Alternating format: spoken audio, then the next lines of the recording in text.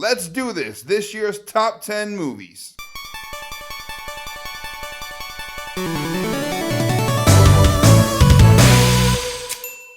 This list is not going to be as cool and eclectic as what you would think it would be with me. A lot of the movies that I really wanted to see, like 1917, Parasite, Richard Jewell, Uncut Gems, none of those movies have shown here yet, and they aren't available on iTunes, so I can't put them on the list. Let's get to my top 10 theatrically released movies of the year. Number 10, 3 from Hell. 14 years after the brutal, beautiful, and genre-changing Devil's Rejects, Rob Zombie has given us 3 from Hell. The Fireflies miraculously survived that final confrontation with the law. Now, after coming out of a coma, they are set to face the consequences of their actions. But being the crafty bunch of psychopaths that they outwit their captors, escape, and go on the run. What follows is a road film infused with hardcore violence that delights and mortifies depending on who is watching it. It is an uneven experience with a disjointed intro and a few wonky CGI elements during the final confrontation, but overall it is a very fun watch that isn't afraid to do its own thing thanks to Rob Zombie's singular vision.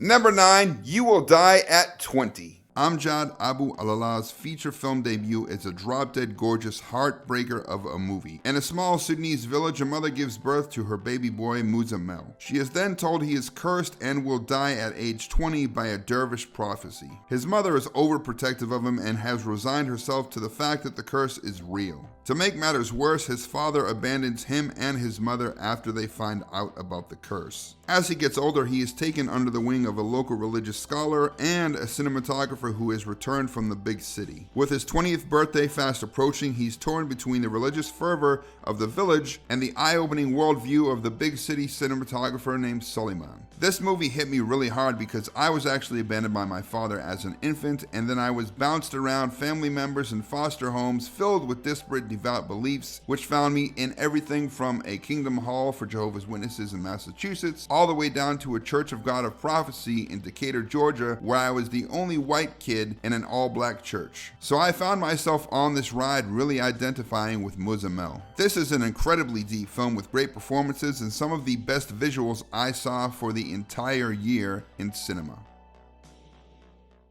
Number 8, Elita Battle Angel. Robert Rodriguez and James Cameron saw fit to gift us with the best live-action manga adaptation ever made, hands down. The story is interesting, it's well-paced, the visuals are absolutely gorgeous, the world-building is solid, and Elita herself feels real at all times. That's no mean feat given her CGI-enhanced look. The Panzerkunst-infused combat is some of the most stylish and best fights I saw for the entire year. The fictional sport of motorball sequences are some of the most enjoyable sci-fi sports scenes that I've seen since the Wachowski sisters' Speed Racer or the opening sequence of Ready Player One. For me, this was a pretty unbelievable theater-going experience. Now, the movie did make $400 million worldwide, giving it a $170 million profit margin, but that doesn't seem to have been enough to get the sequel going, which is a shame given its open ending that just begged for a sequel.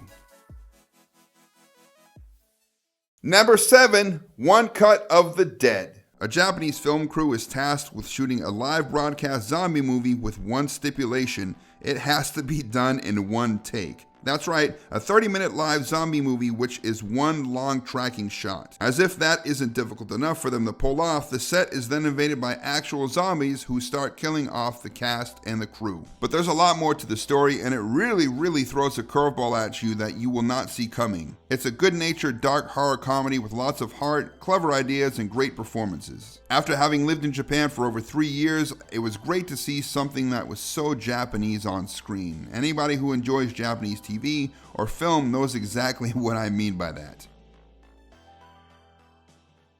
Number 6, John Wick 3 Parabellum. John Wick 3 takes off exactly where Part 2 ended. John is on the run and is about to have every assassin in the world on his tail after he broke the rules and conducted business, aka murder, on the Continental grounds. Fantastic action scene after fantastically creative action scene, the movie keeps upping the stakes as you travel the world with John, just trying to figure out how to make it out of this alive. While the story isn't the strongest, the further world building, cinematography, choreography, great performances from actors, especially a fun role for the highly underrated Mark Dacascos to sink his teeth into, make it a blast to watch. The ending was a bit wonky, but I can't wait to see part 4.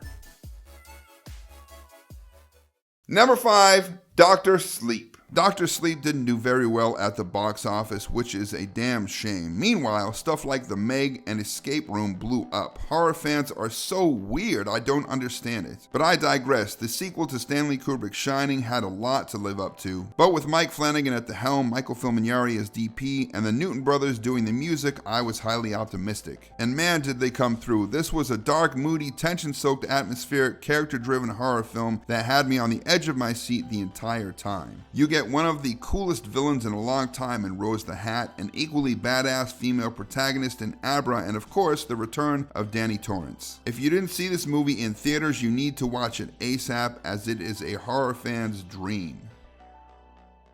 Number 4, Joker. This dark character study focused on the origins of the Joker. It centers around the tragic life story of Arthur Fleck, a guy who's just trying to do his job and take care of his mother while pursuing his dreams of being a stand-up comedian. He gets knocked down at every turn by cruel people, inept government agencies, and life in general. After a while, this mild-mannered guy can't take it anymore and begins to fight back. Of course, his mental stability coupled with lifelong abuse results in reactions that are extreme to say the least. There was so much unfounded, unfair criticism and drama surrounding this film. You have these people saying that it was too violent who also applauded John Wick 3, which makes no sense to me.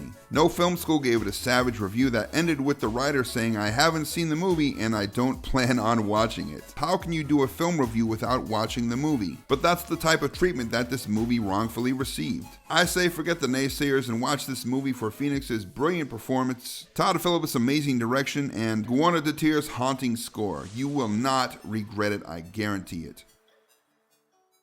Number 3, The Standoff at Sparrow Creek. The Standoff at Sparrow Creek is a showcase for what a dedicated filmmaker with a singular vision can accomplish even on a smaller budget. Its use of sparse lighting and unique camera angles made it my favorite cinematography for the entire year, hands down. Add to that rock-solid performances by every actor on screen and stir in a divisive premise and you have a real recipe for cinematic greatness. So a mass shooting has occurred and a militia meets up at their compound to get rid of any of their gear that could wrongfully tie them to the crime. The problem is one of the rifles and all the gear needed to pull off the shooting are missing, which means one of them actually did it. So the question becomes, can Gannon, an ex-cop turned militiaman, uncover the real killer before they all go down? This is a must-watch for any fan of mysteries or just cinephiles in general.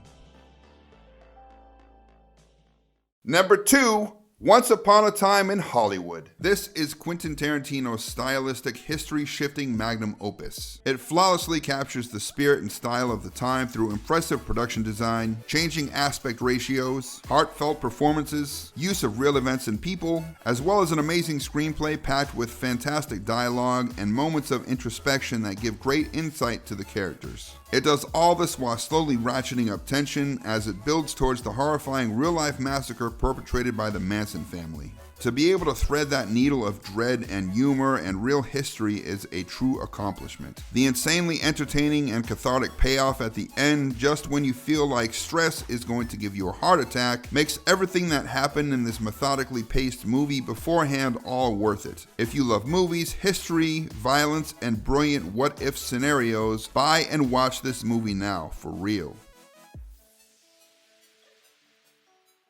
And my number 1 film of the year by far is S. Craig Zahler's Dragged Across Concrete. S. Craig Zahler's third film is by far the meanest, grittiest, and most realistic crime caper of the year. I love my movies like I love my women, dark and moody, and this one delivers that in spades. 2 cops are suspended following a report of police brutality, and they decide to rip off the score from a ruthless crew of criminals after they finish their upcoming job. Things don't go as planned, and what follows is as brutal beyond description as it is haunting. The movie expertly explores the gray areas of what it means to be a cop or a criminal and never tells you who to root for. Outcomes are not what you expect, and it challenges you from start to finish. This isn't a film for the faint of heart, but if you want to experience a true cinematic journey, alongside believable characters delivered through some of the year's best performances, this definitely is the film for you. All that and much, much more is what makes Dragged Across Concrete my favorite film of 2019. Watch it now. So that's it for my 2019 top 10 theatrically released movies of the year. That's it for this episode, and I'll see you guys next time.